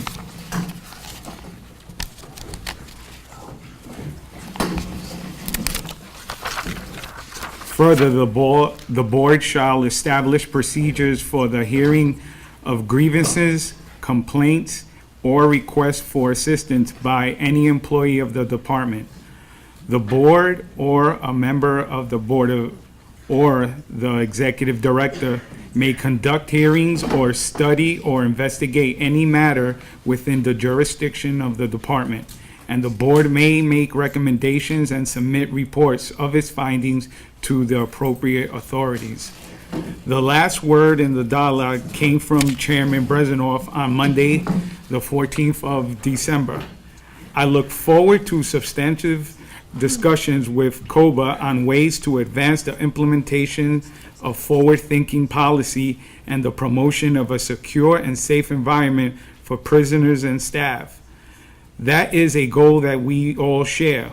We can get there, but the status quo or the nostalgia for the false depiction of halcyon days of old won't do. Change is needed. I thank the director and the chair for taking time to engage in this dialogue, but we at the COBA still await an answer on the issue of a hearing. By the way, I had to look up the word halcyon to make sure it means something other than what I recalled. It means trouble-free or peaceful, calm.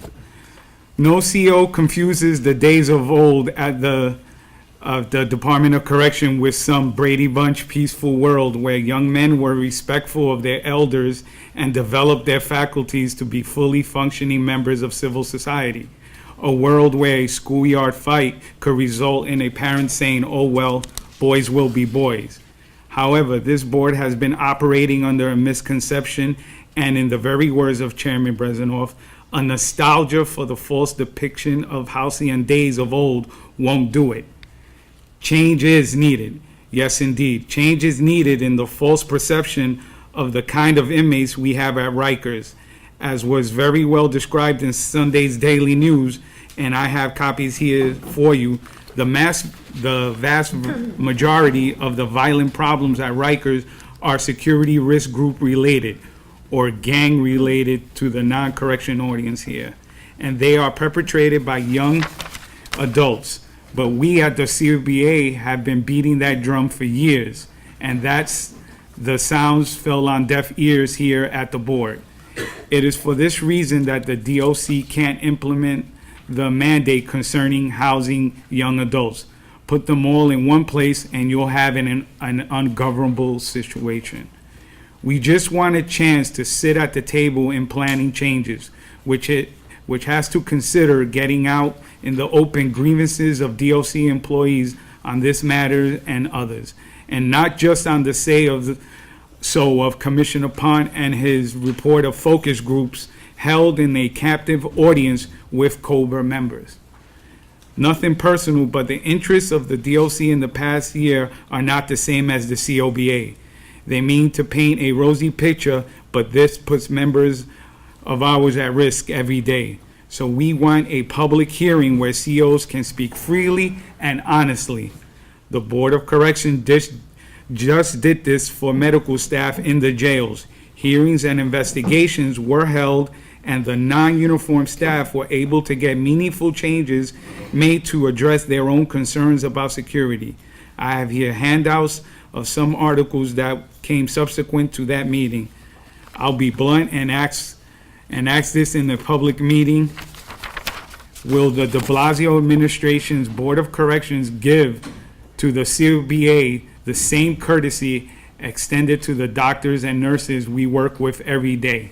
Yes or no? Well, can I get an answer? We'll take your request under advisement. What I expressed to you, since you referenced it, is that public hearing of the kind that you're talking about is not really the way to have a comprehensive, free, full discussion of issues, which we're prepared to have with COBRA, with the leadership. We don't use the public hearing process. This isn't a public hearing in that sense. It's not a public hearing in the sense that we are having, other than the subject matter at hand, a discussion with the public. We have public input on what's before us, and we have added a component for people to come and testify, as you just have. And that's certainly open to officers, corrections officers, and COBRA. A more substantive discussion, just as we meet with other interested parties, one-on-one, we're prepared to meet with COBRA at your convenience. If I may, as the Director of Legal Affairs, my name is Mark Steyer. The actual language that was read to you by Mr. Castro says you shall hear grievances. You shall have procedures for hearing grievances. As far as I know, the board's never had. So I would ask that the board, unless there's a petition that you want us to start filing and start a process of rulemaking, that the board consider having such processes, because we do have lots of individuals in the union who want to speak to you, not through us. And those individuals should avail themselves as individuals. Thank you.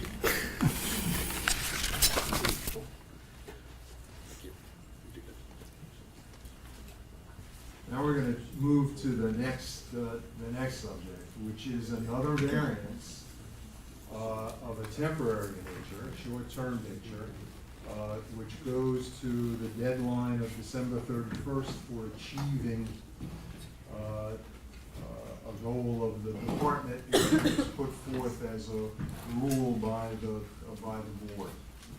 So the proposed rule change is to eliminate the deadline of December 31st and substitute a variance on that rule. And I need to have a motion for that, as well as anything attendant to that changed deadline. It's my understanding our agenda includes an fifth agenda item, update on young adult, and it's a start with the Department of Correction update. Right, but I wanted to do, I'm worried about losing people who can vote, so. 4, 5, 6. So I can discuss what I know, but it seems to me there has to be a context for this. I don't believe the community is aware of what's going on, really. How many people? I do have to go. You do have to go, what is it? And so do I. So, how much does that leave us? No one else can. Yeah, so why don't you vote on it before? Okay, well, I'll take a, Well, I'll, suppose we just do this. Suppose we relax the deadline, just be sure we have enough votes to do that, and leave everything else for, will there be a vote required for additional aspects of the discussion? yeah, That's the only thing. there is a Stephen, vote. What's your time? There is, You okay? can you give me 5 or 10 minutes? Well, if we can. 5 minutes, I really have to get back to work. Okay. Well, let me just, we'll try to short circuit this. We got a motion, we got a request for a variance by the Department of Correction yesterday to extend the regulation that requires housing of young adults to be implemented by the end of December. We got that request yesterday. As we had stated at the last time we got a request on the eve of the vote, we weren't going to entertain these any longer. That you all had an opportunity to be heard, and we should consider your comments. And certainly we need to be well-informed and thoughtful and deliberative. And in any event, we're put in this extremely unfortunate position of having 5 minutes on the Board of Correction meeting left for entertaining a variance to extend that deadline. Now, what I'd like to say is this, and once my colleagues leave after we get the vote, I can elaborate more to the community because I think you're entitled to know. I essentially have been attending the Department of Correction Advisory Board meetings for a year, and I've just learned about this on Thursday, that essentially there was a plan to slow down young adult and move up to 25 young adults into NYC, extremely restrictive housing, and that 2 young people were placed in extreme isolation in the West facility. So, although I certainly would not be in favor of granting any extension for 6 months, I have discussed this with most of my colleagues on the board. I've been operating under a very short deadline, essentially about 48 hours right now, since meeting with Commissioner Pont on Monday. And I would move that we, one moment, I'll be happy to further elaborate once we have the vote. I would move that we grant the extension on the variance, but only until January 12th, to give interested parties an opportunity to comment. And also, in light of the fact that we have not been given an opportunity to consider with sufficient and adequate information and written documentation as to NIC and the West facility, and in fact have been provided inconsistent, inaccurate information as to those facilities and how it would operate, I would propose that the condition of that extension until January 12th include that the Department of Correction not transfer any young adult into NIC or West facility or equally restrictive housing other than what's already available, which is punitive SEG and enhanced supervision, because that's available until February 29th, after they've been afforded the due process for punitive SEG and enhanced supervision. I'd further propose that by January 7th, which is my monthly meeting, the department shall provide the board with an operational plan that shall include, but not be limited, to the description of the physical layouts for proposed young adult housing, including restrictive housing, including photographs of the cell, the day rooms, recreation areas, classrooms, and other program space, the nature of inmates' access to outdoor and indoor recreation, law library, classrooms, medical and mental health services, religious services, programmatic services, restrictions on individual inmates, including visiting, and programmatic services for inmates. I would also propose that additional conditions be that there be a submission of the young adult plan, we've only received drafts, to the Board of Correction no later than July 7th, and that the plan shall include but not be limited to a detailed description and discussion of secure housing alternatives to punitive segregation for the inmates. And lastly, I would move that a condition be added that the department shall discontinue its practice of housing high classification 18-year-old inmates with low classification 18-year-old inmates at RNDC, which is driving the violence and causing injury to officers and inmates, pending their transfer to GMDC. So that is my proposal with respect to the motion for an extension till January 12th. You said July 7th for the plan? Is that what you mean? No, just till, yes, January 7th. January 7th to submit the plan, January 12th the extension to. That way we can entertain comments by interested parties. We can be more thoughtful, deliberative, engage in more conversations with the commissioner and see some written plans upon which we can make an informed, sound decision. I think conditions on the extension to January 12th, at least for that narrow thing, what to include things that should be done between now and January 12th. I have no quarrel with the rest of what you've said, but it seems to me that just to, the time to deal with a lot of that is at that board meeting or leading up to that board meeting, because we're not going to be able to have the dialogue, for example, on what you're asking for relative to July 7th. No, January 7th. She meant January. That's why January I was correcting 7th. that. Yeah, I'm sorry, I misspoke. January 7th, Stan.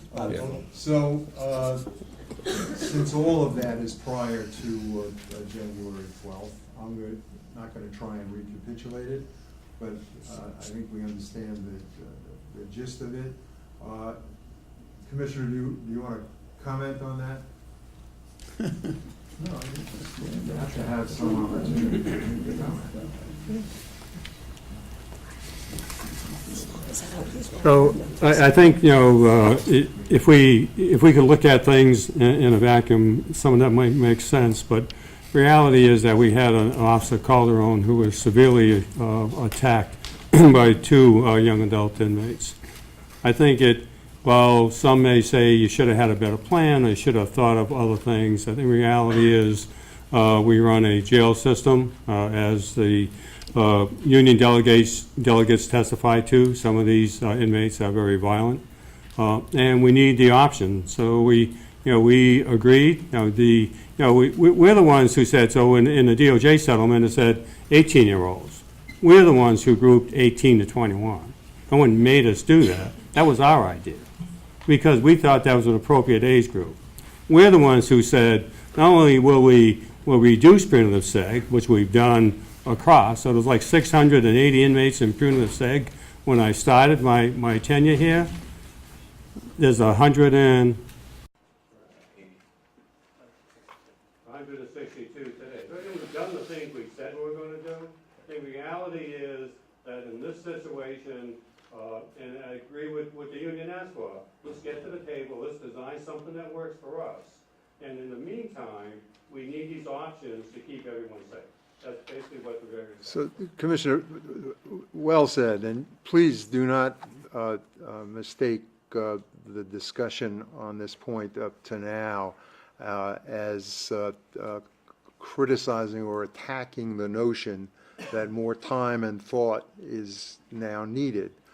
Similarly, we do not want to rush to judgment. So what we're asking for and what we want to put forth is a delay in the deadline that currently exists until the January board meeting and to the January 7th committee meeting, where these matters can be more fully discussed in the context of information, possibilities, what the implications are of the now current thinking. That's all that we're really saying here, is that we want to have more information, more opportunity to discuss with you what the now alternative short-term proposals are. In addition to that, I think you know, there is a great deal of concern about the use of the NIC, and we want to have more discussion about that. We're not challenging the judgment that was made that you cannot prudently meet the December 31st deadline or come anywhere close to it. We understand what's involved in that, but we do want to have an opportunity for fuller exchange, fuller discussion and examination and evaluation of how to go forward. And we hope and expect that this will be collaborative. So long as it doesn't inhibit my ability to house inmates in appropriate security settings in the meantime. Right, that's why we're doing this in a short time frame, right? We're talking about the next board. We got a time of the year where it's critical. So we at GMDC, we've had, I think as was reported, we've had a significant increase in violence. So part of our plan is how do we manage that violence in that facility?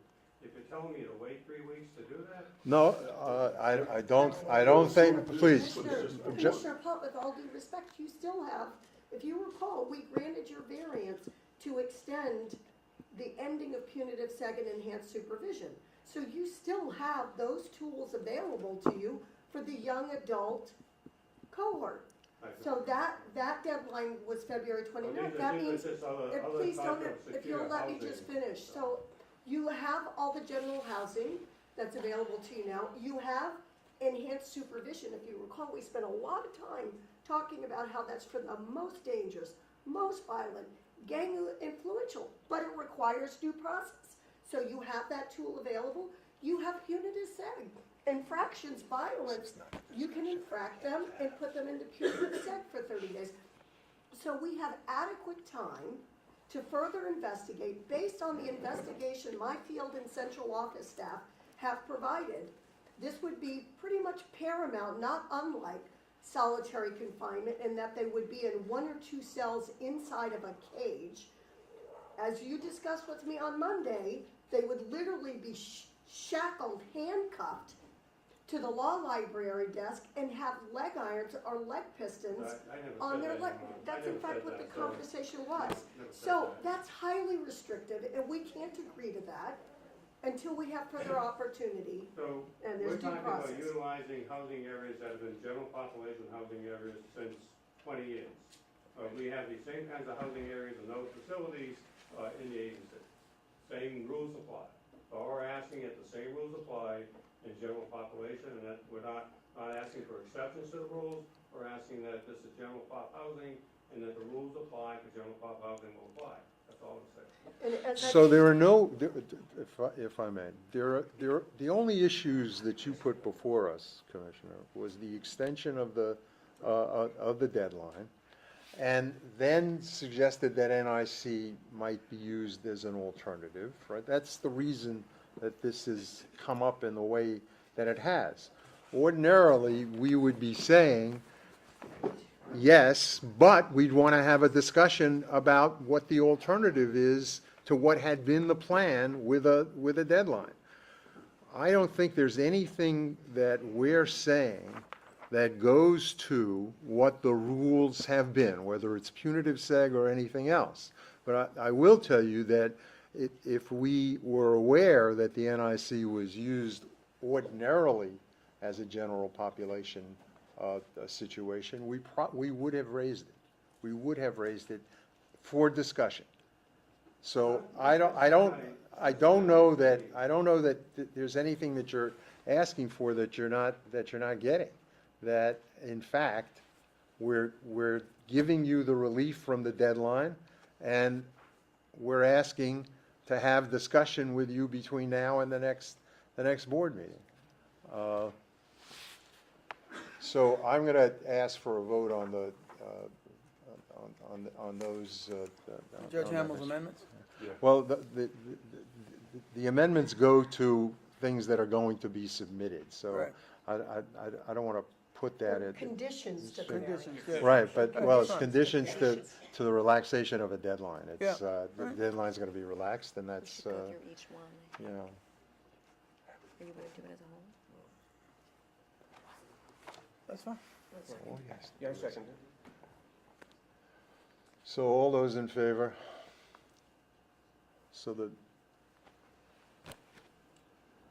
the deadline is relaxed, and we will look forward to reviewing and discussing with the department. Now, I don't know who can stay, but you were going to do a fuller update.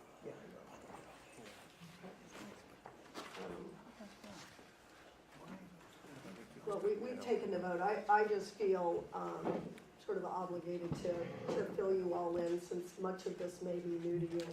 You know, we have been having these weekly, bi-weekly meetings for nearly a year. We do have drafts of the young adult plans, I know it, and I really have always commended the commissioner that he's got really innovative plans. You know, we've had draft plans. Since the slashing of Correction Officer Calderon in November in the Administrative Seg Unit, the department's been very quiet regarding their planning regarding young adolescent. We've had some canceled advisory meetings.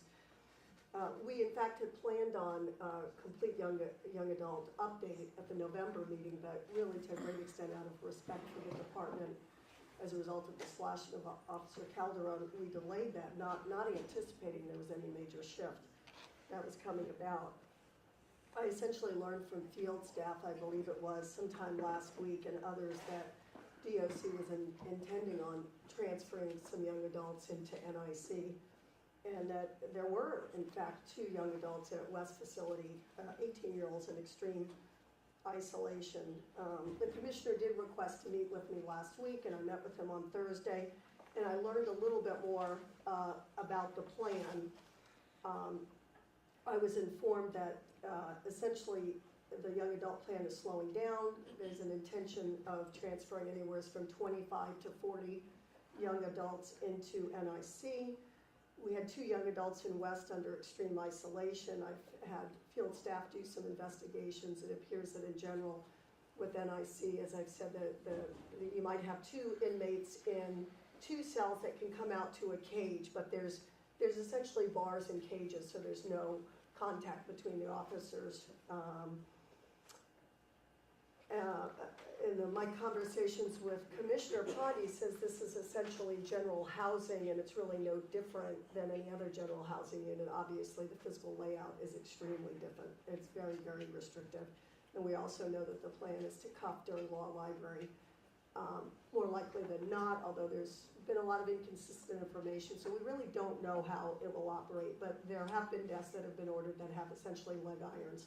So we know it's going to be very restrictive, and we know that there's a basis, and as I've always told the commissioner, there may be some need for secure housing, but we have to be able to discuss that and grant whatever variances are necessary. Thus, this was the reason for my opposing the variance on such short notice without having adequate information. And I do take full responsibility for not being better informed and keeping you all better informed. I'm sure you have done the best I could under the circumstances. Good report, thank you. Thank you. Very helpful. Discussion? No, I just, well, thank you, Judge, for Thank staying you. on top of these issues.